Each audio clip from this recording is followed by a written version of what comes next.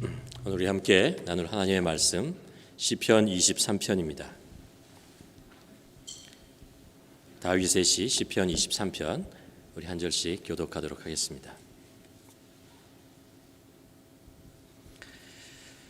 여호와는 나의 목자시니 내가 부족함이 없으리로다. 그가 나를 푸른 풀밭에 누이시며 쉴 만한 물가로 인도하시는도다. 내 영혼을 소생시키시고 자기 이름을 위하여 의의 길로 인도하시는도다. 내가 사망의 음침한 골짜기로 다닐지라도 해를 두려워하지 않을 것은 주께서 나와 함께 하심이라. 주의 지팡이와 막대기가 나를 안위하시나이다. 주께서 내 원수의 목전에서 내 상을 베푸시고 기름으로 내 머리에 바르셨으니 내 잔이 넘치나이다. 나의 평생의 선하심과 인자하심이 정녕 나를 따르리니 내가 여호와의 집에 영원히 거하리로다. 아멘. 계속해서 말씀드리는데 우리가 8주 동안 변화와 회복이라는 주제로 말씀을 나누고 있습니다. 지난주에 우리가 나눴던 말씀의 주제가 영적인 변화와 회복, 그렇죠? 우리 영이 변화해야 된다, 회복되어야 된다. 우리가 영적으로 강건해지려면, 건강해지려면 중요한 것이 뭐냐면 하나님과 가까워야 된다, 그런 말씀이었죠. 하나님과 가까이 있어야 된다. 하나님과 가까울수록 우리는 더욱더 영적으로 살아나게 된다라는 말씀을 나눴습니다. 그리고 지난 주 수요일 그리고 한 주 동안에 어떻게 우리가 하나님과 가까이 지낼 수 있을까, 하나님과 가까이 나가서 영적으로 우리가 건강해질 수 있을까라는 그런 방법에 대해서 말씀을 나누었습니다. 그래서 우리가 하나님을 누구보다 더 사랑해야 되고 매일 하나님을 만나야 하고 그리고 하나님의 말씀을 연구하고 실천해야 되고, 그리고 주위에 있는 사람들, 하나님께 우리의 것을 드리고 그리고 주위에 있는 사람들을 섬기고 사랑하고 그리고 복음을 전하는 것. 이게 7가지 우리가 주님과 가까이, 하나님과 가까이 갈 수 있는 방법에 관한 그런 말씀을 나누었습니다. 오늘은 이제 영적인 변화와 회복에 이어서 또 다른 주제를 나누는데, 영적인 주제와 아주 반대쪽에 있다고 생각할 수 있는 우리 육체적인 변화, 우리 몸의 변화, 우리 신체적인 변화와 회복에 대한 말씀을 여러분과 함께 나누려고 합니다. 여러분, 현대인에게 어떻게 보면 가장 중요하게 여기는 게 우리 육체가 아닌가 생각을 합니다. 그렇죠? 그래서 우리가 무엇을 먹느냐, 어떤 음식을 먹고 어떻게 지내느냐가 우리의 몸을 건강하게 한다는 것에 대해서는 너무나 많은 자료들과 그런 책들이 있기 때문에 우리가 더 얘기할 것이 없을 것 같습니다. 우리나라 말에도요, 그런 인사할 때 밥에 대한 인사를 굉장히 많이 하잖아요. 제가 한번 봤더니 이렇더라고요. 안부를 물을 때 있죠. 어떤 사람을 만났을 때 안부를 물을 때 그런 말을 하지 않습니까? 요즘 밥 잘 먹고 지내니? 여러분, 그런 질문을 하죠. 또 친구에게 뭔가 이제 빚을 지거나 고마운 일이 있을 때 우리가 인사하는 것이, 야, 내가 나중에 밥 한번 살게, 이런 이야기를 합니다. 또 연애를 할 때 이렇게 연애하고 싶을 때 뭐라고 그러죠? 나하고 밥 한번 드실래요? 이렇게 하지 않습니까? 또 이건 좀 이상한 말인데요. 이렇게 어떤 사람, 정말 재수 없는 사람을 만났을 때 뭐라고 하죠? 예, 그렇죠. 예. 밥맛이야, 이런 이야기를 하는 것 같습니다. 또 어린아이를 혼낼 때 있잖아요. 너 오늘 밥 없을 줄 알아. 그런 이야기를 합니다. 또 나쁜 짓을 했을 때 너 콩밥 먹을래? 이런 이야기를 하지 않습니까? 또 어머니가 이제 정말 그 출가한 아들이나 멀리 떠나 있는 아들이 정말 걱정될 때 꼭 하는 말이 있습니다. 아무리 바빠도 밥은 꼭 먹고 챙겨 먹고 자라라. 그렇잖아요. 우리 육체에 먹는 것이 얼마나 소중한가, 중요하다라는 것을 우리는 다 압니다. 우리가 영적인 거 있고요, 정신적인 거 있고, 감정적인 거 많이 있잖아요. 이게 다 우리의 신체적인 것과 연관되어 있습니다. 우리가 신체적으로 건강해야 이런 것들도 잘 할 수 있는 것입니다.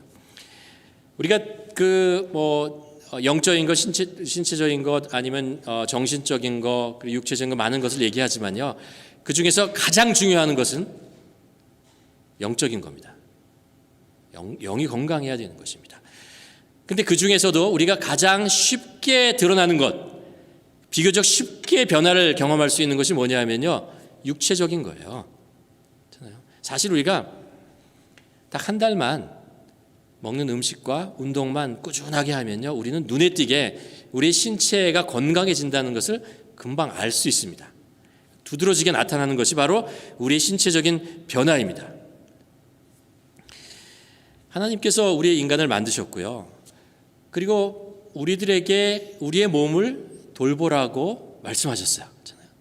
우리의 몸을 하나님께서 만드셨고, 우리에게 세상을 다스리는 것처럼 우리의 몸도 귀중하게 여기고 다스려야 된다라는 그런 말씀을 하셨죠. 그 고린도전서 6장 19절 20절에 보면 이런 나오죠. 너희 몸은 너희가 하나님으로부터 받은 바 너희 가운데 계신 성령의 저인 줄 알지 못하느냐. 너희는 너희 자신의 것이 아니라 값으로 산 것이 되었으니 그런즉 너의 몸으로 하나님께 영광을 돌리라. 물론 이 몸이라고 하는 것이 꼭 이 육체만을 의미하지 않고 더욱더 포괄적인 의미로 성경에 사용했지만 분명히 우리의 육체에 대한 중요성에 대해서 말씀하고 있는 것이죠. 이 육체 속에 우리 정신이 있고, 그렇죠? 거기에 우리의 감정이 있고 우리의 영이 있습니다. 하나님과 교통할 수 있는 영이 있다는 것입니다. 그러니까 이 육체는 이런 것을 담을 수 있는 그릇과 같은 것입니다. 그렇죠? 그릇이 깨끗하고 건강하면 이 모든 것들을 우리가 마음대로 표현할 수 있습니다. 그렇죠? 우리의 생각과 우리가 뜻하는 바가 아무리 좋아도 우리 육체가 깨져 있으면요, 그것을 제대로 실천할 수가 없어요. 우리 마음이 약해지면. 그렇지 않습니까? 우리가 신앙생활을 잘하고 싶고 봉사를 하고 싶어도 우리의 건강이 연약해지면 마음껏 하지 못하죠. 우리의 그 육체가 건강해야 된다는 것은 우리가 다 알고 있습니다. 오늘 여러분과 이제 육체를 건강해야 하는 많은 것들이 있지만 딱 한 가지만 나누려고 해요. 뭐냐 하면요, 우리의 육체를 병들게 하는 현대인들이 가지고 있는 가장 위험한 것이 있습니다. 뭐죠? 스트레스라는 것입니다. 스트레스죠. 현대인의 건강하려면 스트레스를 어떻게 하면 잘 다루느냐라는 것입니다. 사실 스트레스라고 하는 것이 그렇게 나쁜 것만은 아닙니다. 우리가 어떤 위급한 상황이나 어떤 중요한 일을 생각해서 그것을 해야 된다는 마음이 딱 들잖아요. 그런 의지가 생기면요, 우리의 몸이 그것에 대해 반응을 하기 시작합니다. 혈압이 올라가고요, 맥박수가 올라가고 필요한 호르몬들이 막 공급되면서 집중하게 됩니다. 평소보다 훨씬 더 집중하게 되고, 그리고 용기도 생기고 지혜도 생기고, 그래서 그 위험한 순간을 이겨내기도 하고 중요한 일을 잘 처리하게 됩니다. 그것이 다 우리를 스트레스를 이겨내는 그런 스트레스 속에서 나오는 것입니다. 근데 이제 문제가 뭐냐면요, 만성적인 스트레스라는 거예요. 계속적으로 스트레스를 받을 때입니다. 이런 긴장 상태가 멈추지 않고 계속되면 몸이 그것을 견디지 못해요. 견디지 못하고 뇌와 신체가 손상되기도 하고 잘못하면 생명의 위협을 받기도 하는 것이죠. 그렇죠? 우리의 정신과 감정 그리고 영적인 면이 점점 부정적인 영향을 받게 됩니다. 마치 풍선이 있는데 풍선에 바람을 너무 많이 빵빵하게 집어넣으면 막 커지는 것 같죠. 그러나 그 상태를 계속 유지하고 더 키우면요, 어떻게 되죠? 붕 터져버립니다. 만성적인 스트레스라는 것은 바로 그런 것이죠. 오늘 시편 23편을 가만히 읽어보면 우리가 이제 현대를 살아가면서 겪게 되는 이 스트레스와 이 압박감 있잖아요. 이런 것들을 어떻게 이겨낼 수 있느냐라는 것들을 이 시 한 편에서 우리가 배울 수 있습니다. 다윗의 삶이라는 것이요, 우리가 성경에 기록된 것만 쭉 보아도 얼마나 그런 부담감, 책임감, 스트레스 속에 살았느냐라는 것을 알 수 있습니다. 다윗은 일개 목동이었어요. 그렇죠? 그러나 그 전쟁에 한번 이렇게 형들을 만나러 전쟁에 갔다가 거기서 갑자기 그 발탁되어져 가지고요, 군대 장관이 됩니다. 그 삶 전체가 환경이 변해버리는 그런 부담감 속에 살게 되죠. 우리가 잘 알지만 그렇게 되었을 때 또 사울 왕으로부터 미움을 받고 시기와 질투를 받고 도망다니는 그런 위급한 상황 속에서 계속 살게 됩니다. 그리고 또 나중에 왕이 되지 않습니까? 우리 현대의 그 대통령이 국가의 지도자들이 겪고 있는 그 스트레스라는 게 부담감이라는 거 얼마나 많이 우리가 알고 있지 않습니까? 다윗은 그런 스트레스 속에 살았고 또 말년에 가면 왕자의 난을 겪고 자기의 아들들이 거기서 죽어가는 것들을 직접 봐야 되는 그런 있잖아요. 상실감 이런 것을 다 겪으면서 살아왔습니다. 그런 다윗의 삶 속에서 어떻게 시편 23편과 같은 그런 아름다운 시가 나올 수 있느냐 말이에요. 그런 어떻게 이런 시가 그의 마음속에 그의 영혼 속에서 흘러나올 수 있는가라는 것. 그것을 보면 다윗이 이 정말 부담감과 책임감과 힘든 상황을 그것을 이겨내는 그 나름대로의 어떤 영적인 것뿐만 아니라 육체적으로 신체적 정신적인 어떤 나름대로의 힘을 그 방법을 가지고 있었다는 것을 우리가 알 수 있습니다. 시편 23편을 보기 전에 우리가 일반적으로 우리가 살아가는 동안에 이렇게 만성적인 스트레스를 받게 되는 그런 상황들, 요인들을 몇 가지 볼 수 있습니다. 가장 우리들에게 스트레스를 많이 주는 게 그거죠. 두려움입니다. 걱정, 근심입니다. 그렇죠? 내일 무슨 일이 생길지, 어떤 상황에 처해 될지, 우리 가족들이 뭐 이런 그런 것이 있습니다. 또 하나는 이제 과도한 책임감이죠. 가정에서 직장에서 이런 책임감 이런 것들이 우리에게 스트레스를 줍니다. 또 현대인이 겪고 있는 것 중에 조급함이라는 것이 있어요. 빨리빨리 해야 되고 이 변해가는 이 사회 속에서 내가 그것을 맞추지 못하면 뒤처지고 그 도태될 것 같은 그런 스트레스, 부담감 같은 거 가지고 있습니다. 그리고 또 이 사회가 복잡하잖아요. 이 복잡하면서 내 머리로 다 감당할 수 없는 그런 상황들이 너무나 많이 다가옵니다. 또 하나 있어요. 그게 뭐냐면요. 너무나 선택할 게 많아요. 결정할 것이 너무 많습니다. 그리고 또 우리에게 스트레스를 주는 것 중에 하나가 인간관계 갈등입니다. 이런 것들을 우리가 이제 스트레스로 계속해서 하나뿐만 아니라 제가 지금 6가지를 얘기했는데 그 모든 것들을 이것보다 더 많은 것들을 우리는 늘 가지고 있어요. 여러분의 그 지금 상황이 어떻습니까? 여러분은 어떤 스트레스를 가지고 있습니까? 1부터 한 10까지 우리가 이제 한번 내 자신을 볼 때 1이라고 하면 나는 없다 스트레스. 오직 나에게는 평안만 있다. 10은 뭐냐면 나 건드리지 마 지금 터져. 이 상태예요. 여러분 지금 어떤 상황, 어떤 1부터 10 중에 어느 정도에 있다고 생각하십니까? 순간적인 스트레스는 괜찮지만 이 스트레스가 계속된다는 것은 우리의 삶을 망가뜨리는 요소가 된다는 것을 기억해야 됩니다. 잠언 14장에 보면 이런 말씀이 나와요. 마음이 평안하면 육체도 건강하나 시기하면 뼈마디가 썩는다. 마음이 평안하면 스트레스를 우리가 잘 이겨내면 겪어내면 우리의 신체도 건강해진다라는 이야기를 하고 있습니다. 우리가 이제 시편 23편을 이런 관점에서 한번 바라보려고 합니다. 만성적인 우리가 삶 속에서 겪는 이 스트레스를 어떻게 우리가 이겨낼 수 있을까라는 것입니다. 그래서 어떻게 우리의 신체적인 몸에 이런 그 어려움과 아픔과 이런 것들을 어떻게 회복하고 이겨낼 수 있을까? 이런 것. 시라고 하는 것은요, 그냥 머릿속에서 나오는 게 아니잖아요. 시라고 하는 것은 어떤 시를 쓰게 된 삶의 배경이 있습니다. 그 배경 속에서 그 경험하고 느끼고 그런 것들을 시라는 언어로 표현하는 것이죠. 그러니까 다윗이 시라는 것을 사용했을 때는요, 이것을 얘기할 수 있는 어떤 그 삶의 환경 속에 있다는 거예요. 그 환경에서 그것을 표현하게 되는 것이죠. 그렇죠? 처음에 우리가 시편 23편 1편에서 그 다윗이 고백하는 게 우리가 잘 아는 게 이거잖아요. 우리 함께 읽어볼까요? 뭐죠? 여호와는 나의 목자시니 내게 부족함이 없으리로다. 우리 삶에 아까 말씀드렸지만 스트레스를 주는 가장 빼놓을 수 없는 요인이 뭐냐면 불안과 걱정입니다. 불안과 걱정입니다. 내가 지금 꼭 필요하려 하는 것이 나에게 공급되어질까? 아니면 내가 가지고 있는 것을 내가 계속 가지게 될까? 유지하게 될까? 이런 걱정, 근심, 사라지면 어떻게 하지? 이런 생각들을 누구나 가지고 있습니다. 내가 필요한 것들을 그래서 내가 필요한 것들을 채우기 위해서 무엇인가를 이렇게 찾아가죠.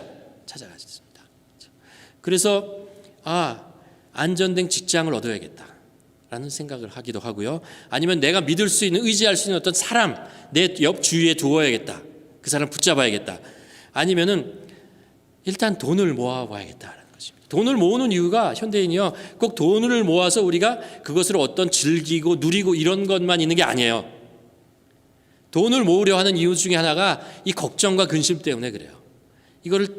이것이 있어야 두렵지 않거든요. 미래가 두렵지 않게 되기 때문에 그런 것입니다. 또 우리가 붙잡는 것 중에 하나가 건강해야 됩니다. 건강을 했지만 다 잃어버리는 거예요. 아무 소용없어. 이런 생각을 했습니다. 어떤 사람은요, 이 두려움 때문에 종교를 가져요. 신을 의지하기도 합니다. 그러나 사실 이런 것들은 일시적인 것이고 우리가 계속 의지할 수 없는 것이라고 생각합니다. 우리가 조금 있다가 사라지고 믿을만 하다가 믿을만하지 못하게 되는 것, 그런 상황들이 발생하면서 없어져 버려요. 마치 이런 거죠. 지팡이가 내가 이렇게 지팡이를 지으려고 이렇게 딱 짚고 의지했는데 지팡이가 어느 날 쑥 없어져 버리는 거예요. 아니면 지팡이가 땅속으로 쑥 꺼져 버리는 것이죠. 그러면서 몸이 다시 휘청하고 걱정, 근심이 찾아오는 것입니다. 직장도 사람도 건강도 우리의 필요를 채우는 신도 다 사라져 버립니다. 여전히 앞으로 무슨 일이 일어날지 모르고 정확하게 어떻게 대처할지 모르기 때문에 불안할 수밖에 없습니다.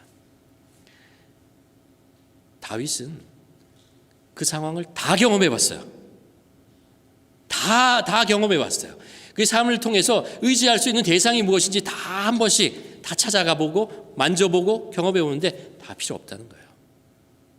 내가 오로지 의지하고 나에게 필요한 것을 공급해주고 나를 지켜주실 분은 오직 여호와 한 분밖에 없다라고 고백하는 거예요. 여호와는 나의 목자시니 내게 부족함이 없다. 내가 의지할 수 있는 분은 오직 하나님 한 분밖에 없다라고 고백하는 것입니다. 하나님을 믿는다는 것은 무슨 말이에요? 내가 의지할 수 있는 분은 그분밖에 없다라는 것이죠. 또 그분만으로 내가 충분하다라는 것입니다. 그분만 있으면 다른 것은 다 없어도 된다는 것입니다. 내가 인생에서 모든 것을 가져도 소유해도 그분이 없으면 나는 아무것도 가진 것이 없는 것과 동일하다라고 고백하는 것입니다. 그것이 하나님을 믿는다는 의미이죠. 여호와는 나의 목자이시니 내가 부족함이 아무것도 없다는 거죠. 바울은 로마서 8장에서 이런 고백을 하지 않습니까? 자기 아들을 아끼지 아니하시고 우리 모든 사람들을 위하여 내어주시니가 어찌 그 아들과 함께 모든 것을 우리에게 은사로 선물로라는 거죠. 주지 않으시겠냐라는 거예요.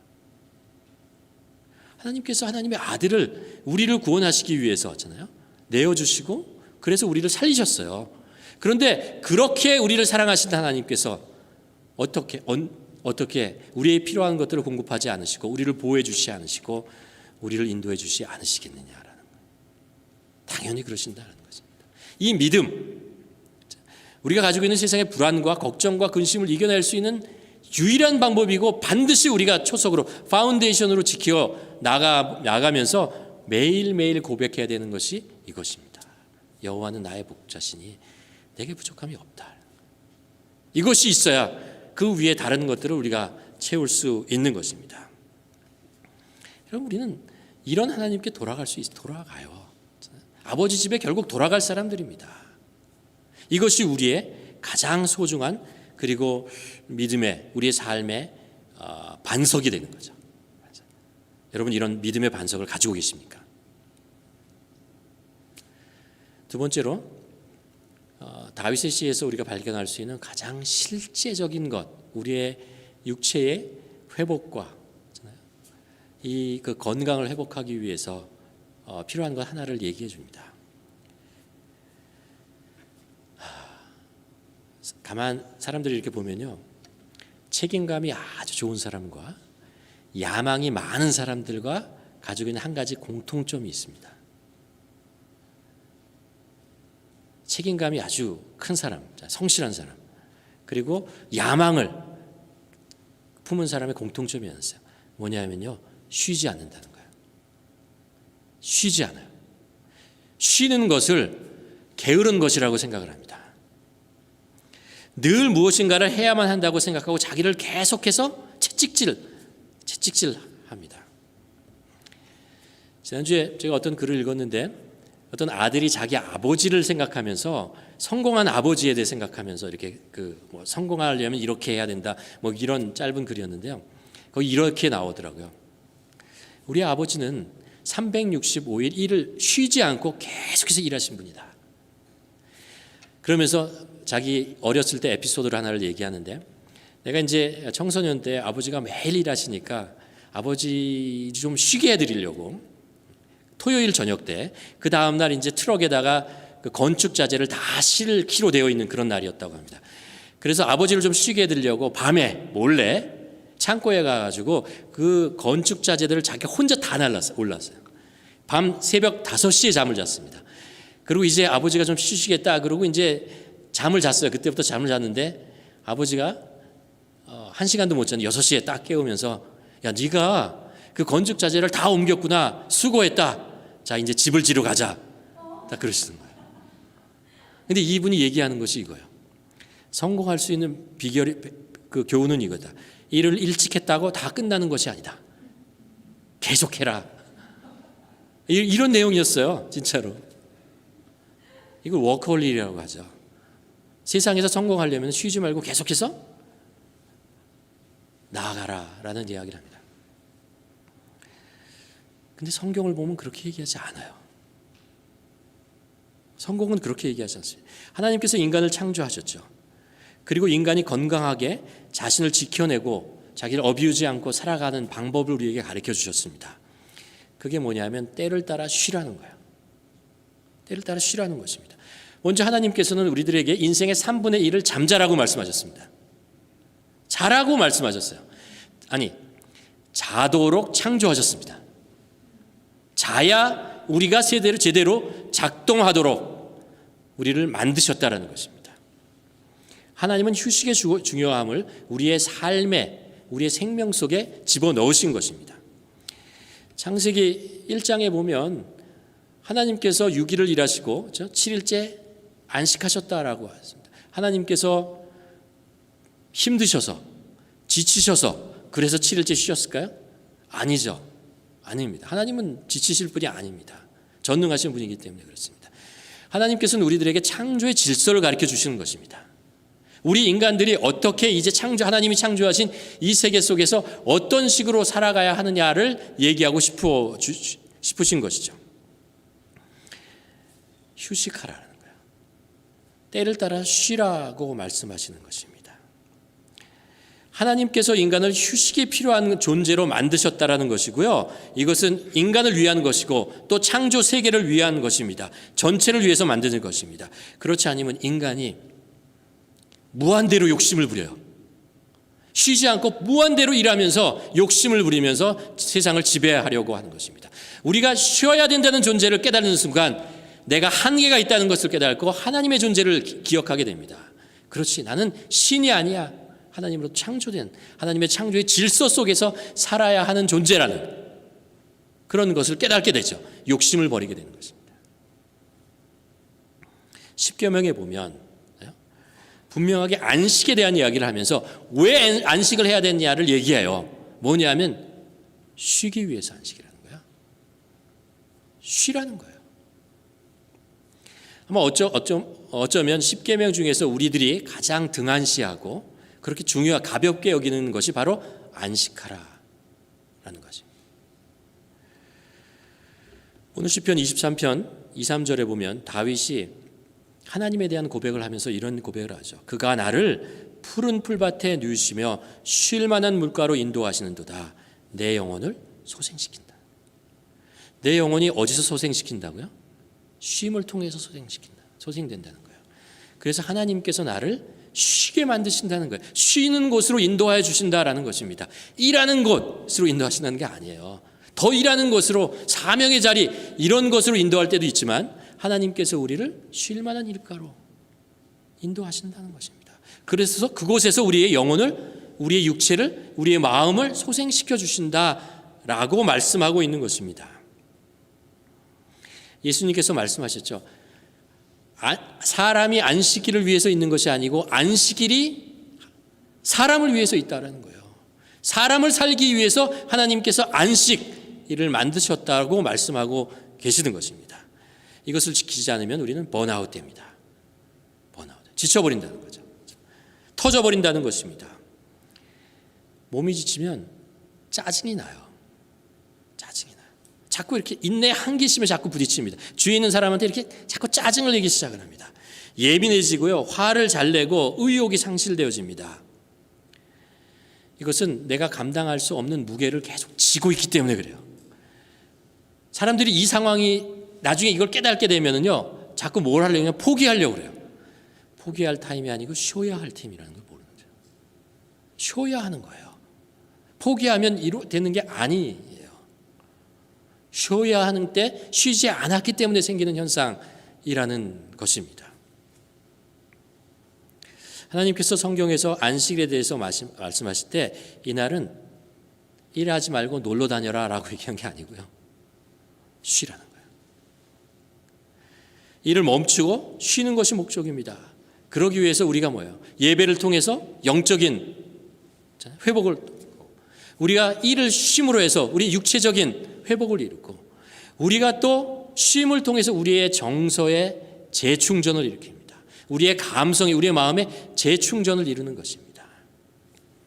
그래서 그때의 우리의 영혼이 우리의 중심부터 소생함을, 다시 살아나는 것을 우리가 경험할 수 있다고 얘기합니다. 여러분, 이런 우리의 쉼의 날이 꼭 주일이 아니어도 됩니다. 우리가 예배는 주일을 드려도 이런 정말 육체적으로 그리고 정서적으로 쉬어야 할 때가 꼭 주일이 안 된다면 다른 날이라도 꼭 정해서 쉬셔야 한다는, 쉬어야 한다라고 얘기하는 것입니다. 이건 아까 말씀드린 대로요, 책임감이 강한 사람, 성실한 사람들이 꼭 지켜야 되는 것입니다. 안 쉬어요. 완전히 넘어질 때까지 안 쉬어요. 그러면 안 된다는 거죠. 제대로 쉬지 않는 기계는 쉽게 망가지거나 아니면 수명이 짧아집니다. 다 알죠? 그렇죠? 영양제나 좋은 음식을 먹는 이유가 뭡니까? 더 많이 일하기 위해서? 몸의 스트레스에 대해서 좀 더 버텨보려고? 우리의 육체가 좀 더 버틸 수 있을지 모르지만 우리의 감성과 우리의 마음은 그것으로 좋은 음식 먹고 영양제 먹는다고 해결되는 문제가 아닙니다. 오히려 천천히 우리의 성격과 우리의 정서가 변해가고 망가져 버립니다. 반드시 멈추어 쉬어야 한다는 것입니다.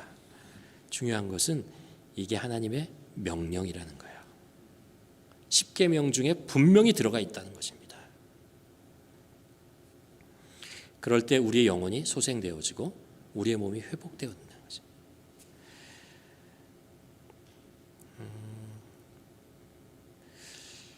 일주일에 한 번 우리가 꼭 정기적으로 쉬어야 하는 것, 쉬는 법을 우리가 좀 배워야 합니다. 한국 사람들은 쉬는 법을 잘 몰라요. 어떤 경우에는 잘못 쉬어서 쉬다가 더 피곤해져요. 왜요? 몰았다가 드라마를 한 번에 밤새도록 막 보거나 아니면 폭식을 하거나 아니면 하루 종일 소파에 누워서 그냥 빈둥빈둥 거는 것을 노는 건데 쉰다고 생각을 하게 되는 거죠. 그것이 오히려 우리를 더 피곤하게 만드는 거죠. 쉴 줄을 몰라요. 정기적으로 쉬지 않으니까. 쉬는 법을 모르는 거죠. 오히려 자기의 몸을 혹사하고 지치게 만드는 거죠. 쉬어야 합니다.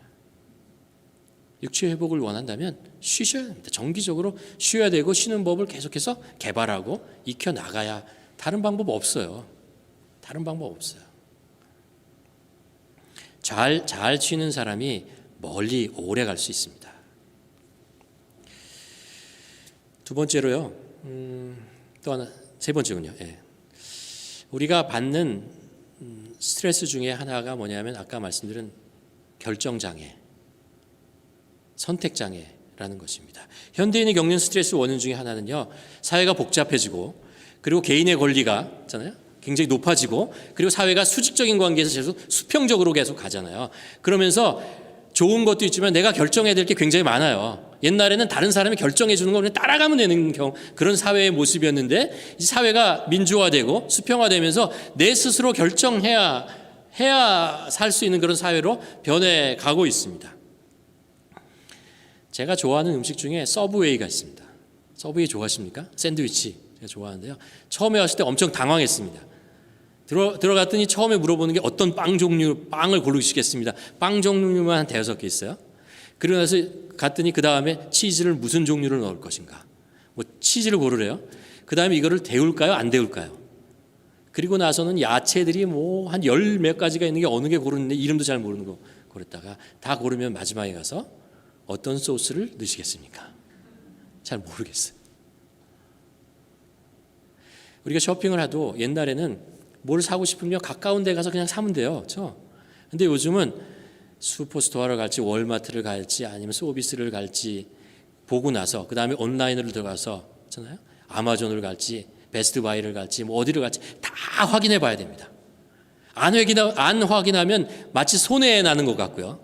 아니면 잘못 결정할 것 같고 이런 생각들이 들어가지고 다 하나하나 이게 엄청난 스트레스, 현대인이 가지고 있는 스트레스 중에 하나예요. 선택. 너무 많은 선택권을 우리에게 주어진다라는 것입니다. 그러다 보니까 현대인들은 누구나 다 결정 장애를 가지고 있어요. 또 결정을 못하게 되는 결정을 못해서 스트레스를 이겨나기 위해서 그냥 있잖아요. 별 생각 안 하고 빨리빨리 결정해버려요. 그냥 눈에 보이는 거 그냥 확 결정. 왜냐하면 그 위에 찾아오는 스트레스가 너무 크기 때문에 그렇습니다. 아니면 다른 사람에게 결정해달라고 요구를 합니다. 그래서 요즘 식당에 가면 가장 유명한 인기가 있는 음식이 있어요. 뭔지 아세요? 아무거나입니다. 아무거나 다른 사람이 그냥 결정해 준 대로 그냥 먹겠다는 거죠. 수많은 결정과 선택이요 잘못하면 우리의 미래에 실수를 해가지고 미래에 큰 어려움을 겪을 것 같은 그런 두려움. 그 많은 것 중에 도대체 나에게 정말 적합한 것은 무엇이냐라는 것들을 잘못 선택할 것 같은 두려움, 걱정 이런 것이 계속해서 우리 안에 스트레스로 계속 우리 안에 찾아옵니다. 가만 생각해 봤어요. 왜 한국 사람이 특별히 그런 것 같아요. 왜 그러나 그랬더니 어릴 때 사지선다형 시험을 하도 많이 봐서 그런 것 같아요. 주어진 시간에 많은 문제를 빨리빨리 골라가지고 4개 중에 하나를 골라야 하니까 이게 늘 스트레스 속에 있는 거예요. 그래서 잘 모르면 그냥 찍기라도 해야 돼요. 찍어서라도. 근데 잘못 찍으면 틀리니까. 오히려 이 캐나다에서 자라고 공부한 그런 친구들이 더 여유가 있는 것 같아요. 그런 스트레스를 덜 받는 것 같아요. 시편에서 우리가 3편에 가면 무슨 이야기를 하냐면 23편 3절에 보면 다윗이 이런 고백을 합니다. 자기 이름을 위하여 의의 길로 인도하시는도다 라고 얘기해요. 우리의 삶을 인도하는 것은요 내 결정보다 하나님의 손에 있다라는 거예요. 하나님이 나의 삶을 인도하신다. 어디로 인도하시냐? 의의 길로 인도하신다라는 그 마음이에요. 내가 내 삶의 모든 것을 결정하고 내 운명을 결정하고 뭐 이렇게 나가는 것이 아니라는 거예요. 내 삶을 주장하시고 인도하신 분은 하나님이라는 거예요. 하나님이 나의 삶의 주인이시고 나의 삶을 인도하시는 분이라는 것입니다. 이것이 우리의 그 다윗의 마음속에 늘 가지고 있었던 것입니다. 우리가 어떤 그 사안을 선택하기 위해서는 많은 생각을 합니다. 중요한 것일수록 많은 생각을 하게 되죠. 그런데 그거보다 더 중요한 것이 뭐냐면요. 우리가 어떤 상황을 선택하고 결정할 때 중요한 것은 하나님이시라는 거예요. 하나님이 나의 삶을 인도하신다라는 것입니다. 이 말은 무엇이냐면요. 하나님이 우리의 삶을 인도하시는 방법이 뭐겠어요? 우리의 삶 속에 나타나는 많은 것들을 잘 결정하도록 도와주신다는 것입니다. 우리가 잘못된 결정을 하지 않도록 하나님께서 우리를 도와주신다는 거예요. 그러니까 우리가 무엇을 결정하고 선택해야 할 때 우리가 하나님께 나아가서 하나님께 구해야 된다는 것입니다. 야고보서에서 이렇게 얘기합니다. 너희 중에 누구든지 지혜가 부족하거든 모든 사람에게 후하게 주시고 꾸짖지 아니하시는 하나님께 구하라. 그리하면 뭐라고요? 주신다라는 거예요. 우리가 지혜, 무엇을 결정하고 선택할 때 중요한 것을 뭐가 중요합니까? 할 때 우리가 하나님께 지혜를 구하고 내가 올바른 선택할 수 있도록 도와주시옵소서. 그리고 선택하고 결정해 나갈 때 하나님께서 우리의 삶을 인도하신다는 것입니다. 그러니까 결국 하나님이 우리의 삶을 인도하시는 방법은 우리가 올바른 결정과 올바른 선택을 하도록 도와주시는 것입니다. 그러니까 우리가 무엇을 선택하고 결정해야 될 때 첫 번째 해야 될 게 뭐겠어요? 하나님께 지혜를 달라고 기도하는 것입니다. 내가 올바른 결정을 할 수 있도록 도와주시옵소서, 이 기도를 먼저 시작하고 하는 것입니다. 그리고 두 번째, 말씀을 보세요. 성경 말씀을 가만 보면 우리가 하나님의 방법을 우리가 배우기도 하고요. 또 하나는요, 우리가 잘못된 유혹이나 잘못된 욕심으로 가지 않도록 우리의 마음을 보게 하십니다. 우리 안에 어떤 욕심이 있는지, 어떤 잘못된 그 사사로운 감정, 생각들이 있는지를 보고 그것을 이렇게 물러내게 하세요. 그렇죠? 필요 없는 결정, 선택, 우리가 많은 것이 선택할 수 있는 것이 있는 것 같지만요, 그 중에 많은 부분이요, 욕심이에요. 아니면 유혹이에요. 선택이 원래부터 선택하지 말아야 되는 것이 많이 있습니다. 그것을 분별할 수 있도록 우리가 성경을 보면 우리의 마음을 깨끗하게 만들어가고 하나님의 뜻을 구하게 되고, 그리고 하나님을 찾아갈 수 있도록 점점 안개가 걷히는 것처럼 조금씩 우리의 분별력을 맑게 해준다고요. 정신을, 우리의 영혼을 맑게 해줍니다. 세 번째, 그 마음 기도하고 우리가 말씀을 통해서 우리의 욕심과 유혹을 조금씩 헤쳐나가면요, 그리고 나서 우리가 살다 보면 우리 안에 있는 것 중에 하나님이 인도하시는 것이 무엇인지를 볼 수 있어요. 들을 수 있어요. 깨달을 수 있습니다. 깨달을 수 있어요. 보여요. 조금씩 보이기 시작하고 들리기 시작하게 됩니다. 우리 영이 맑아지니까 그것이 보이게 됩니다. 그리고요,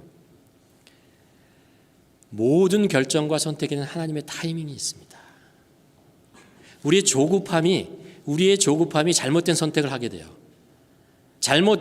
조급해서 잘못된 선택을 하면 성경은 뭐라고 하냐면 이스마엘을 낳는다고 합니다. 그렇죠? 이스마엘을 낳게 돼요. 그리고 두고두고 후회해요.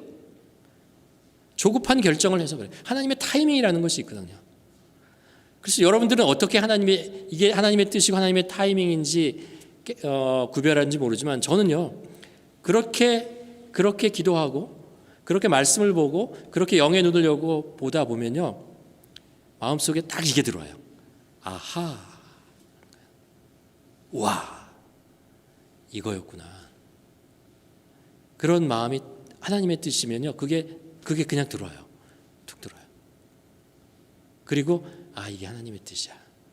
하나님이 나에게 가려고 하는 그 길이 바로 이 길이구나 라는 것을 알아요. 마음이 평안해져요. 아무리 좋아 보여도요, 그걸 선택했는데 마음이 평안하지 않으면 다시 기도해 보시기 바랍니다. 잘못된 길로 갈 수 있어요. 하나님은 우리의 결정을 통해서 어떻게 한다고요? 우리의 삶을 인도하시는 길이에요. 옳은 길로 인도했어요. 내가 선택을 했는데 그게 불안하면요, 기도를 했는데 이게 계속 불안함이 가시지 않으면 그 하나님이 가려고 인도하시는 길이 아닐 가능성이 높아요. 다시 한번 기도해 보시죠. 일찍 선택해서 조급하게 선택해서 좋을 거 하나도 없어요. 하나도 없어요. 기다려야 됩니다. 하나님의 인도하심은 느리지도 않고 빨리지도 않습니다. 정확한 타임에 오시는 겁니다.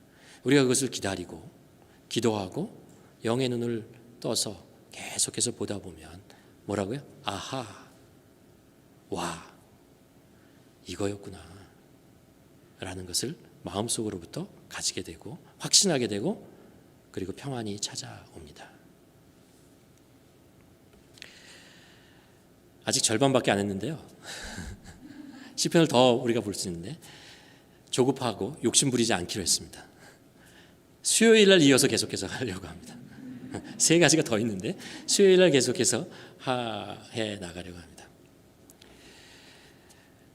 마태복음 11장에 보면 마지막 부분에 가서 예수님께서 이런 말씀을 제자들에게 우리들에게 하십니다. 수고하고 무거운 짐진 자들아 다 내게로 오라. 내가 너희를 쉬게 하리라. 나는 마음이 온유하고 겸손하니 나의 멍에를 메고 내게 배우라. 그리하면 너희 마음이 쉼을 얻으리라. 이는 내 멍에는 쉽고 내 짐은 가벼움이라 하시니라. 우리가 살면서 누가 스트레스를 안 받고 살 수 있겠습니까? 다 받아요. 다 그 무거운 짐을 가지고 있는 것입니다. 문제는 때를 따라 이것을 자꾸 내려놓아야 합니다. 내려놓는 훈련을 해야 되고 내려놓아야 합니다. 정기적으로. 그러기 위해서 우리는 예수님의 이 음성을 들어야 됩니다. 내게로 오라 하는 거예요. 예수 그리스도 안에서 쉬는 법을 배워야 합니다. 예수 그리스도와 함께 쉬는 법을 배워야 합니다. 우리가 멍에를 스트레스를 듣지만 이것을 예수 그리스도와 함께 지는 법을 우리가 배워야 합니다. 예수님께서 말씀하시죠. 내 멍에를 지라는 거예요. 내가 너와 함께 지겠다라고 말씀하시는 것입니다. 우리가 세상에 살아가는 모든 일들 삶 속에 예수 그리스도와 우리 함께 하시고 우리의 멍에를 함께 지시고 우리의 삶을 인도하시고 이끄신다는 것을 우리가 알아야 합니다. 그러게 하려면 우리가 정기적으로 주님께 나가서 우리의 스트레스와 우리의 부담감과 우리의 불안과 우리의 걱정과 근심과 선택에 대한 두려움과 이 모든 것을 주님 앞에 내어놓아야 합니다. 그리고 하나님께 지혜를 구하고 하나님이 주시는 평안과 기쁜 마음을 가지고 다시 우리의 영혼이 소생된 상태에서 다시 우리의 삶의 현장으로 돌아가서 우리에게 주어진 일들을 감당해야 됩니다. 그럴 때 우리가 계속해서 건강한 모습으로 우리가 계속해서 살아갈 수 있는 것입니다. 여러분 바라기는 이 말씀대로 정말 주님 안에서 우리가 삶 속에서 있는 많은 스트레스 이런 것들을 부담감들을 덜어내며 건강한 모습으로 계속해서 주님이 우리에게 주신 이 사명과 삶과 우리의 가정과 우리의 인생을 기쁨으로 감당하는 우리 모두가 되기를 주님의 이름으로 간절히 축원합니다. 기도하시겠습니다.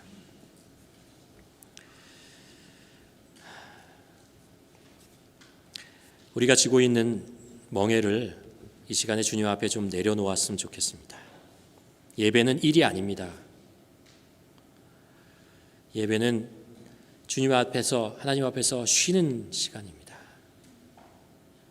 주님 앞에서 마음껏 찬양하고 마음껏 기도하고 하나님의 말씀을 들으며 우리 영혼의 쉼을 얻는 시간입니다. 이 시간에 예배를 들은 이 순간에도 우리 마음속에 한 부분을 차지하고 무겁게 누르고 있는 그런 걱정과 근심과 부담감이 있다면 이 시간에 주님 앞에 내어놓으시기를 바랍니다. 고백하시기를 바랍니다. 그리고 우리 주님이 나의 목자 되시고 나의 주인 되시니 나의 부족함이 없다고 한번 고백해 보시기를 바랍니다. 여호와는 나의 목자시니 나의 삶은 의의 길로 인도하게 될 것이다. 이 믿음을 갖는 것이 중요합니다. 우리가 살면서 스트레스를 안 받을 수는 없습니다. 그러나 이겨낼 수 있는 지혜와 힘을 우리는 주님으로부터 얻을 수 있습니다.